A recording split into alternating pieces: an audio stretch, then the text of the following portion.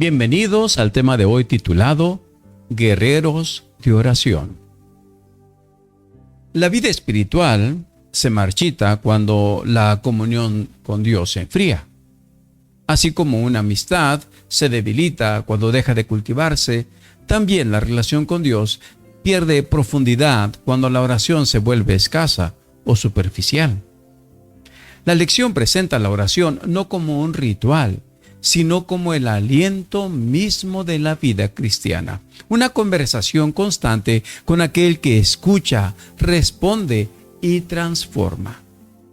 No es casualidad que el salmista lo exprese con tanta convicción en el texto para memorizar que se encuentra en Salmos 116, 1 y 2. Amo al Señor porque ha escuchado mi voz y mis súplicas, porque ha inclinado a mí su oído, por eso lo invocaré mientras yo viva. Salmo 116, 1 y 2. Desde esta perspectiva, la oración deja de ser una obligación y se convierte en una necesidad vital, en el puente que une el corazón humano con el divino. En las páginas de la Biblia encontramos hombres cuya vida estuvo marcada por esa comunión constante. En el estudio de esta semana nos encontraremos con algunos de esos guerreros de oración o gigantes de oración. El primero de ellos es Daniel, un hombre cuya fidelidad no dependía de las circunstancias. Cuando enfrentó la amenaza de muerte decretada por el rey Nabucodonosor, no recurrió primero a estrategias humanas, sino que buscó el rostro de Dios. La Biblia registra su oración en Daniel 2, 20 y 21, una oración realizada en un momento crítico. Él dijo: alabado sea el nombre de Dios por siempre y para siempre, porque Él tiene toda la sabiduría y el poder. Él controla el curso de los acontecimientos del mundo, quita reyes y pone a otros reyes. Daniel 2, 20 y 21. En medio de la incertidumbre, Daniel reconoció la soberanía de Dios, y esa confianza le dio paz y dirección. Años después, cuando una ley prohibía orar a cualquier otro dios que no fuera al rey, Daniel no negoció su comunión con el cielo. Esa determinación se registra en Daniel 6:10. Cuando Daniel supo que la ley había sido firmada, fue a su casa y se arrodilló, como de costumbre, en el cuarto de arriba, con las ventanas abiertas hacia Jerusalén. Oraba 3 veces al día, tal como siempre lo había hecho, dando gracias a su Dios. Daniel 6:10. No era un acto impulsivo, sino el resultado de una vida disciplinada en oración. Esa constancia reveló que la oración no depende del momento, sino de la relación. Elena de White lo expresa con claridad en una frase muy conocida que encontramos en el libro El Camino a Cristo. Ella escribió: orar es el acto de abrir nuestro corazón a Dios como a un amigo. Una cita que encontramos en El Camino a Cristo, página 138. Esta definición sencilla pero profunda transforma la manera en que entendemos la oración. No es un discurso elaborado, sino una apertura sincera del alma. Cuando alguien se arrodilla, no solo adopta una postura física, sino que expresa una actitud interior de dependencia y reverencia. Sin embargo, más allá de la posición del cuerpo, lo que Dios busca es la entrega del corazón. Y ahora pasamos a otro guerrero de oración, Enoc, un hombre del cual la Biblia dice poco, pero lo suficiente para comprender su grandeza espiritual. La frase de Génesis 5, 22 al 24 es muy significativa. Enoc vivió en íntima comunión con Dios durante otros 300 años. caminó en íntima comunión con Dios y un día desapareció porque Dios se lo llevó. Génesis 5, 22 al 24, en esta versión Nueva Traducción Viviente. No se destacan sus logros materiales ni sus palabras públicas, sino su relación constante con Dios. En medio de una generación cada vez más corrompida, Enoc eligió caminar en dirección opuesta, sosteniendo una comunión diaria ininterrumpida con el cielo. Elena de White describe esa experiencia de manera conmovedora en el libro Patriarcas y Profetas. En medio de una vida de activa labor, Enoc mantenía fielmente su comunión con Dios. Cuanto más intensas y urgentes eran sus labores, tanto más constantes y fervorosas eran sus oraciones. Patriarcas y Profetas, página 66. Aquí se revela un principio esencial. La verdadera espiritualidad no se desarrolla en la ausencia de responsabilidades, sino en medio de ellas. La oración no es evasión, es conexión. No nos aleja del mundo, sino que nos capacita para vivir con él, con un propósito. En cualquier lugar, en cualquier momento, el creyente puede elevar su voz a Dios, como lo dice el Salmo 139:7.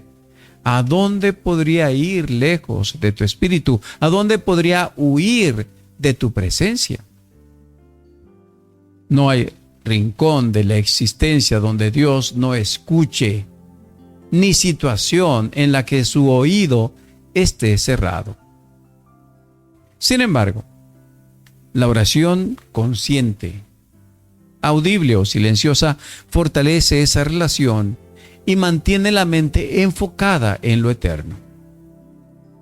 Y ahora analicemos la vida de otro guerrero de oración.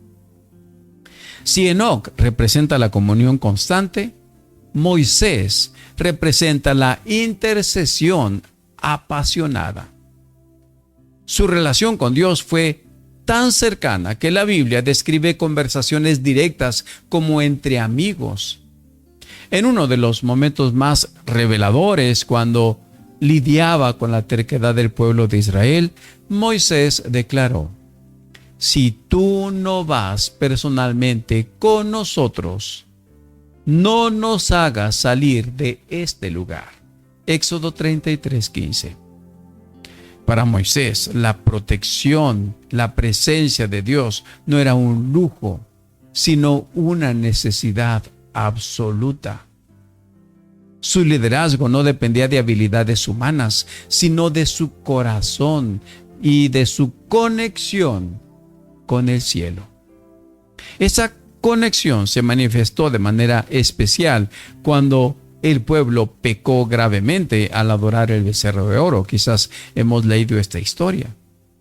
En lugar de apartarse de ellos o justificar el juicio divino, Moisés intercedió con intensidad sorprendente. Notemos lo que dice el texto de Éxodo. Pero ahora, si solo perdonara su pecado, pero si no, bórrame del registro que has escrito. Éxodo 32:32.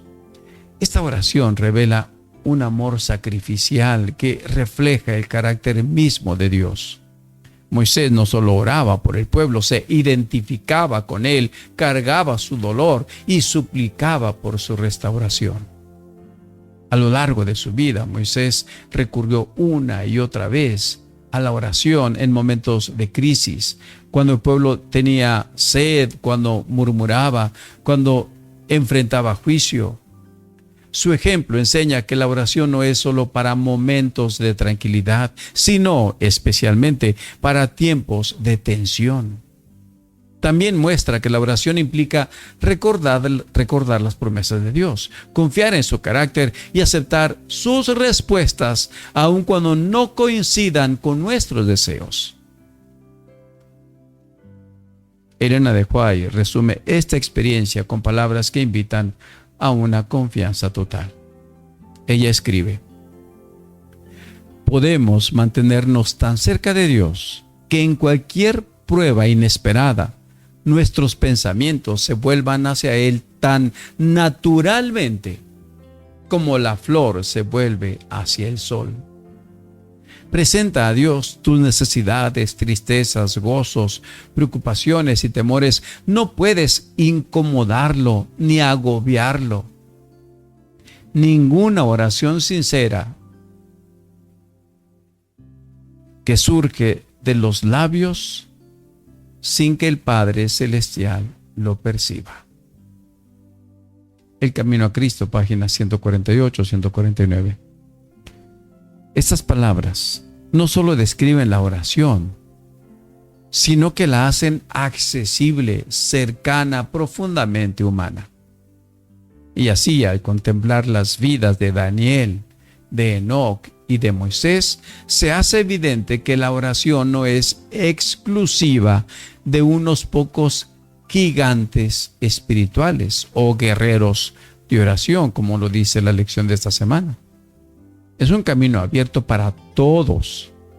Daniel enseña fidelidad en medio de la oposición. Enoc muestra constancia en la comunión diaria y Moisés revela el poder de la intercesión. Cada uno, desde su contexto, demuestra que la oración transforma la vida, fortalece la fe y acerca el cielo a la tierra. La lección culmina recordándonos que la oración nace del amor. No es solo una práctica espiritual, sino una respuesta natural de quien reconoce la voz de Dios en su vida. Cuando ese amor crece, la oración deja de ser esporádica y se convierte en continua, como un susurro constante del alma hacia su Creador.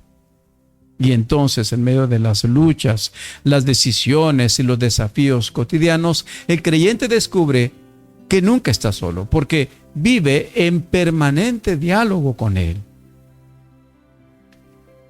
Porque Dios escucha, responde y camina siempre a nuestro lado. Hasta aquí nuestro comentario de esta lección. Esperamos que les pueda ayudar en la comprensión del tema de esta semana. Un tema tan importante y sobre todo que nos pueda ayudar a convertirnos en guerreros de oración.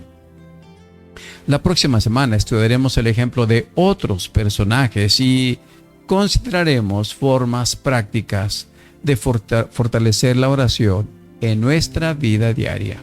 No se la pierdan. Que Dios les bendiga.